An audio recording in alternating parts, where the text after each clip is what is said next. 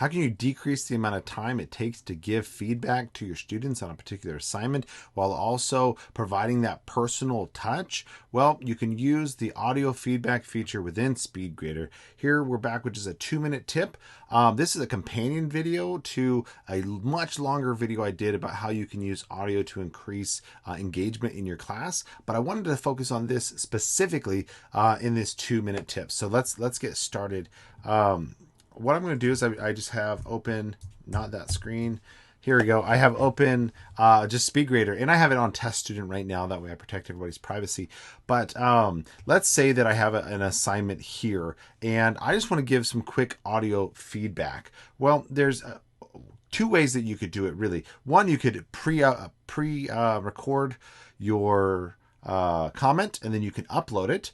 But really, this is what I describe in the other what I described in the other video as single-use audio. This is audio that's only going to be used one time. And so what I want to do is I want to click right here. You see these 3 icons here: file, media recording, and this right here is voice to text, which is pretty cool. But let's click here. And what that does is it opens up the recording option. And you could do video. Hey, how's it going, students? Blah, blah, blah. But all I want to do is voice today. And so right here where it says webcam, I'm going to click there. I'm going to turn off my video.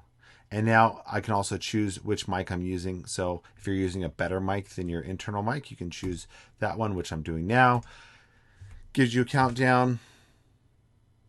Hey student, this is what I think you did on your assignment. Let's have some improvement, okay? And here's some specific ways that you can improve it. Finish. And you can title it if you want to. If not, you just go ahead and click save. And what it's going to do is it's going to now give that as an audio comment to the student. Hey student, this is what I think you did on your... They're able to play it right there. And there you go. This is quick and easy way that you can give audio feedback to your students. Again, this is single use. If you want to understand how you would create better audio for files that you're going to create or use multiple times, go check out that other video. So I hope this 2-minute tip has been useful to you. Make sure you share it out to other teachers so that they get the goodness. Make sure you click that follow button and join and get every new episode as we post it. And as always, take a look at the Canvas Tutorials community so that you can be a part of the solution for everybody else. Cheers.